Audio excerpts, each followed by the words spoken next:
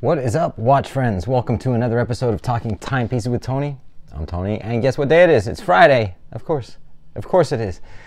So it's the Q&A, and so anyone who is new or doesn't know what the Q&A is, every Friday I do a Q&A. And if you have a question for me that wants to be answered live, I say live, but on my show here, all you got to do is put your question in the comments. Just comment on this video. I do get a lot of people that comment and say, how do I leave a question? It's like, just comment on the video and I will screenshot it and add it to my question. It's pretty simple. So anyway, have a lot of questions today, so let's roll the intro and we'll get started. Talking timepieces with Tony.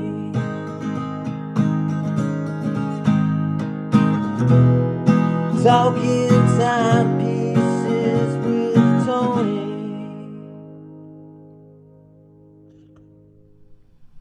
All right, so sorry, I'm having a problem with my clicker. It's like recording and then it just randomly stopping, so I don't know if I'm going to be using that clicker anymore. I don't know. Whatever, it doesn't matter. So Friday, let's get into the Q&A. First question comes from Regina's Timepieces. Hey Tony, what's up, man? I had a few quick questions for you when you are free. Some AD approach questions. I feel like I have really great AD. Okay, so he's mentioning where he's from and what AD, and I think you said not to mention where, so I'm not going to do that. You got an OP41 green, and you're asking yourself, what should I go for next and what would be overreaching? If I was choosing what I like, haha, I'd go with a Daytona, but I know that's likely never going to happen. I was wondering what your suggestions would be. I like a GMT a lot. Submariner doesn't do anything for me.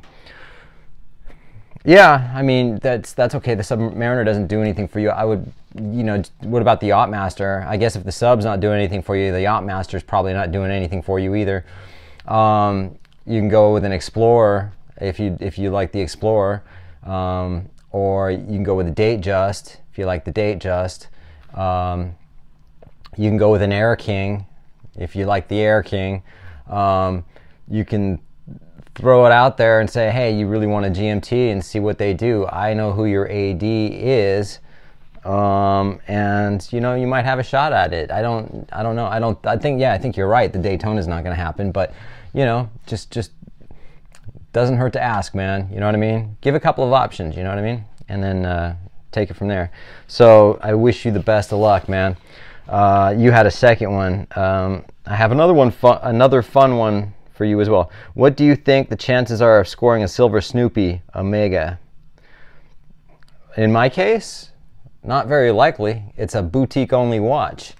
So you can't get those at regular Omega ADs, you know what I mean? And plus you have to have a spend history with Omega. So I don't think it has to be a big spend history. You just need to buy a couple of pieces and then you qualify for the Silver Snoopy. And I don't think the wait is all that long from what I heard. So in my case, chances are it ain't never going to happen, because I doubt I will ever buy two Omegas. But you never know. It could totally flip, and I could be a total Omega lover for, you know what I mean? It's like, I wasn't a huge Pasha fan, Cartier, for years and years, and I kept looking at them, and I was just like, they didn't appeal to me, and then all of a sudden it was like flipped around a while ago, and I was like, man, I think I need a Pasha. So, there you have it. All right, thanks for your questions, Regina's Timepieces. This comes from LL-TY7WR. How long was your wait? I'm in the USA, and AD here say like it's unattainable and a long wait. Okay, here's some advice for you guys who want to leave questions. I get these questions, and you might be commenting on, I notice some people comment on a video that's like a year old or 6 months old or whatever, and then I take that question and then I forget what video you're commenting on.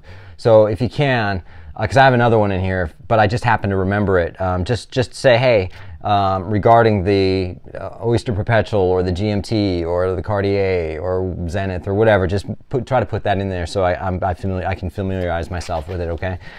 So I don't know which watch you're talking about, but I'm sure it's a Rolex. And I don't know, how long's the wait? I'm in the USA too, dude. And here it says it's like unattainable and a long, long wait. If they say that it's unattainable and a long, long wait, it's either attainable, but you're gonna have to wait a long time, or it's unattainable and you're not gonna get it at all, or it is and you have to wait a long time. So, you know, if that's what they're telling you, I would just maybe find another AD, I guess, you know? So I apologize, I don't know which watch you're talking about, but if it's the GMT and that's your first one, I don't know what kind of chances you have of that, so. But I appreciate your comment. This one comes from Lucho2310. Thanks for everything, Tony. Thank you for watching my videos. I appreciate it. Everyone, please like, subscribe. I'm trying to grow my channel, but you know, again, I stated this before, my channel is not all about drama and, you know, all that shit, man. I had that with the Drink and a Rant, but, you know, I tend to lose more subscribers when I do stuff like that, and I'm not willing to do clickbaity shit just to get more viewers and subscribers. So anyway, I hope you guys subscribe. It doesn't cost anything. Let's see, I'm sorry, back to the question. Thanks for everything, Tony. Question, I tried buying insurance for my first Rolex Datejust 41 millimeter, two-tone, black dial with diamond, and I'm having a hard time with it. I tried Mutual Jewelers Mutual, Bright Co., Gem Shield, and they all rejected me. I have a clean record, no problems whatsoever, just don't know what other options I have that are out there. Can you please suggest other alternatives? I can.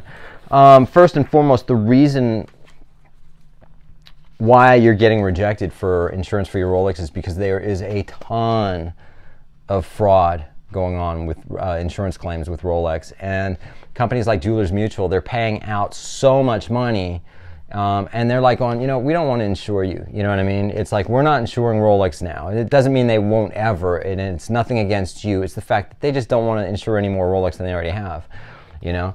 You've got, again, a ton of red flags, and that can lead me also to saying, you know, when you have, I don't know if you guys follow, who are they called, Alpha Crown, with the two brothers, when they got robbed and all those Rolex got stolen, and they're posting these videos. Look, man, this really belongs in a Drink and a Rant, this part here. You know, and they're talking smack about the insurance won't pay. It's because there's red flags. They're popping up red flags, and the insurance company, believe you and me, that insurance company is watching your videos like a hawk. They're seeing if you're going to slip up and say something, all right? You know, when I think his name's Josh, I'm not sure, but the redhead, fucking cocky, super arrogant, pompous asshole guy says things like, you know, oh, you know, don't worry, everyone's going to get their money, and if the insurance company doesn't pay, we'll sue and we'll win. You're that confident, are you? Guess what, dude? It doesn't work like that. Well, I mean, you could file a suit against them. You most likely would lose. But having said that, there's other people that are, it can go real deep with that stuff, and trust me, I know. So having said that, to Alpha Crown guys, if you happen to see this video or someone forwards it to them, keep your mouth shut and don't talk about it, all right? You know? You're like another Anthony Ferrer, super arrogant. We're still buying and selling watches, but we're not paying out any of these people that just got jacked off their watches. There's a lot to it. You want me to do a video on it? I will. Anyway, what you can't, okay, sorry man, back to your question. This is for Racy, RASEI 1983. Oh, sorry, let me go. Now I'm getting discombobulated. Get me all agitated with that insurance thing. Yeah, so they're not insuring your Rolex right now, these other, okay? So try Hodinkee, or Hodinkee will most likely insure your watch, and Hodinkee themselves aren't insuring the watch. The policy's underwritten by Chubb. Chubb are a very reputable insurance company, so they'll insure you, most likely. So try Chubb. And I think I'd responded to you because I know you just got your Rolex. Congratulations, and I hope you really love it. All right, thank you. This next one comes from RASEI 1983. This is another question for my son, Suleiman. He'll be watching the Q&A on Friday. Right on. Hey, Suleiman. What's your favorite 3 watches in your collection right now? Right now, my favorite 3 watches in my collection, believe it or not, I'm going to tell you that this Cartier Pasha is definitely one of my top 3. I mean, this watch just, I don't know, I'm in love with this watch.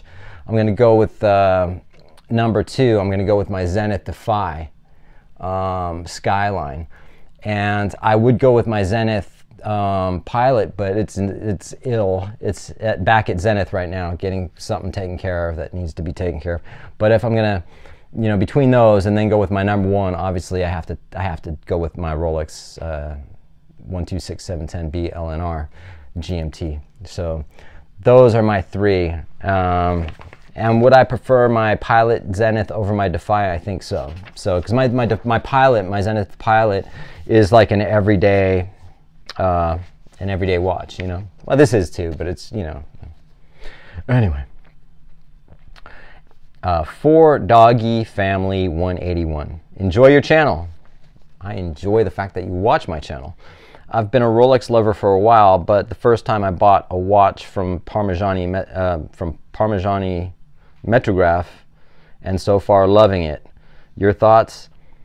All right, so I'm guessing you love Rolex and you bought your first watch and it was a Parmigiani Fleurier, right? I'm assuming you're talking about the Metrograph by Parmigiani Fleurier. My thoughts on the Metrograph, I don't like it, man. I'm so sorry, dude. It's like we can't always all be on the same page with what we like and what we don't like. I'm not a huge fan of Parmigiani watches, but they're still very nice watches, and they're up there. They're a great brand. So just not my style of what I have, not at least the Metrograph. But as long as you love it, that's all that matters. So enjoy it and keep wearing it. Q&A. This is from mhiggy02. MHIGGI02. Q&A. Question. Opinion for next week. My Rolex collection. And there they go, the kitties. My Rolex collection includes a Datejust 41, a Sea Dweller 43, and a BLNR. I'm going to add a green bezel sub to the mix. What's your opinion on the Kermit versus Starbucks? Thanks. That's a no-brainer for me, dude. I would go with the Kermit, hands down. No, I wouldn't. I would go with the Starbucks, man. You know, you can still get it brand new, right? If you're talking about new, that's what I would get. I tend to like the black dial with the green ceramic bezel as opposed to the green sunray dial and a green bezel. For some reason, it's too much green for me, in a sense that it's, I don't know, it doesn't really appeal to me all that much. So I would go with the Starbucks. I just think it's a classier watch. I think the Kermit's more hype, obviously, but, you know, at the same time, it just depends on what you like, you know what I mean? If you really dig it. What do you really like between those two? You know what I mean? And if you really love them both equally and you can't decide, flip a coin. You know? And then do best 2 out of 3 if you lose. Then do 5 out of 7. 7 out of 10, whatever. All right? But good luck in what you're getting, all right? Valentino MC. White and black looks beautiful. My question is, they're both some accurate on time. White looks beautiful. My question is, they're both okay. Yes, this was, I think you're talking about the sub versus the Omega Seamaster 300, S&P 300. Yeah, I mean, they're both really accurate on time. Rolex is +2, -2 seconds, and they're always pretty much within that, you know. And the S&P was accurate, you know, and they were both great. They're both great, you know what I mean? So you can't go wrong with either one. One of them's like $5,000 or $5,300 now, and the other one's approaching 10 grand. So, and I'm talking new AD prices. So good luck if you're thinking about getting one. This one comes from Bobby381. Tony, cool watch, man. I think you're talking about my Pasha. You already have so many cool watches. One of the reasons I'm not as decisive as you at buying so many watches is I'm worried that another loved piece will lose wrist time. That's a fact. And B, the cost. How do you ensure you don't fall out of love with some of your older watches when you keep getting new ones coming in? Well, you know, you gotta wear them, you know what I mean? It's like, and trust me, man, I've got watches I don't wear anymore, and I like just don't wear them, you know what I mean? And that's just part of the whole Rolex. It's the whole part of watch collecting, man. You fall out of love with Paco? You fall out of love with watches sometimes, you know. Try changing the straps on it, give it a new life, make it look different, you know.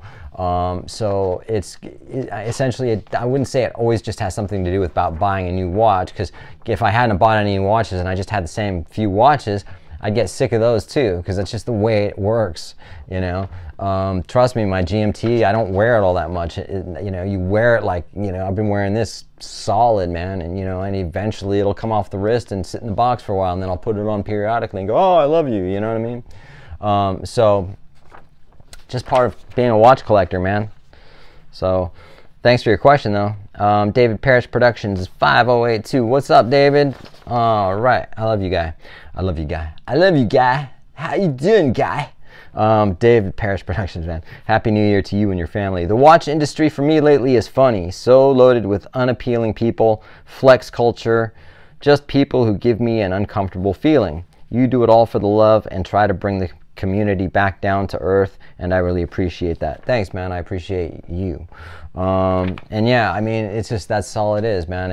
If I had a video that was all about flex and I was selling Rolex and watch flipping and put dark sunglasses on and got a Porsche and driving around, I'd probably have 100,000 subscribers too. But no, I sit on my fucking couch and talk about watches, and it's what it is, man. So I'm going, he says, okay, so question, I'm going to London next summer. As a British expert and watch expert, any must-see locations besides Big Ben? Well, Big Ben, the Thames River, you know, it's been a long time since I've been back there, you know. There's a lot of history in England, you know, not like LA where everything gets torn down. It's 20 years old, we got to tear it down and put a condo building up. It's like there's a lot. It depends on where you can go. If you're just stuck in London, you know what I mean, just you're gonna obviously gonna see the castle. Which castle? There's only a fucking million of them out there. Buckingham Palace. You know, so there's Buckingham Palace. If you can get down to Arundel, which is down south way, in Arundel, there's Arundel Castle. There's some really good old villages. You hang out in Brighton for a little bit, try Brighton. Go to Carnaby Street in London. I don't know if that would probably not the same anymore anyway, but there's a lot of things you can do. And of course the British pubs are really awesome. You got to go to a fish and chip shop and try the true fish and chip fruit chicken first. Turftingitten.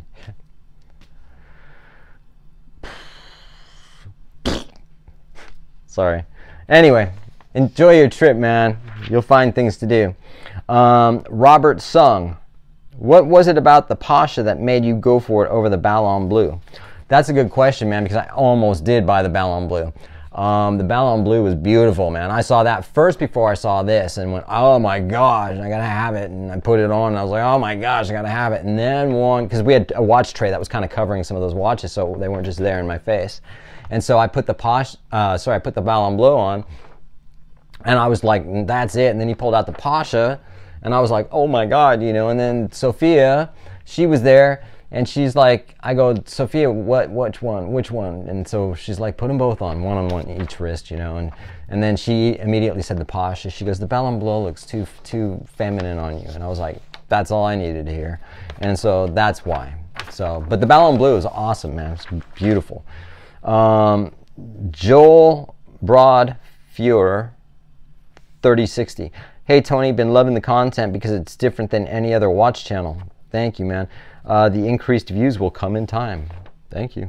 My question is, I'm a bit impatient as Rolex prices fall on the secondary market. I'm getting more and more tempted. If the Batgirl fell to 14K, I might pick one up on the gray. As a first-time buyer with no relationship at all to an AD and living an hour and a half away from one, would I be losing out on the AD champagne, sticker peeling, etc. experience, or is that experience overrated? Thanks. I don't know which AD you go to, But the AD I go to, I don't think it's overrated. I think it's really cool. I mean, I love buying, like when I get a new Rolex and you go into that little VIP room and, you know, and you get your champagne. In my case, I just drink water. I don't drink during the day. But yeah, I mean, it's cool. You know what I mean? I like it. I don't think it's overrated. But if you just want to watch and you don't give a shit about any of that, then do it on the secondary, man, you know. But I would recommend trying to get one. Again, you're going for the GMT. If you don't have a spend history, you're better off just going on the secondary, man. So, but yeah, it's awesome, dude. Thank you for your question. This comes from Mohammed Niza Mothman 1. Tony, what are your thoughts about the current model of Breitling Navitimer versus Zenith Chronomaster Sport? Well, I would hands down take the Zenith Chronomaster Sport. I don't like the Navitimer, man. I don't even think there's a comparison there. But at the same time, you know, I mean, if you like that watch, then go with it. The Navitimer is super busy. I don't like that. The Zenith is just got, you know, again, Breitling have a lot of history too, but I don't know. Zenith were the first company. If you're talking about the Chronomaster Sport, Zenith were the first company to make an automatic chronograph, dude. You know, there's so much, and plus the chronograph was used in the El Primero. Oh my God, the El Primero movement was used in the Rolex Daytona up until what? Was it 2000, 2001, something like that.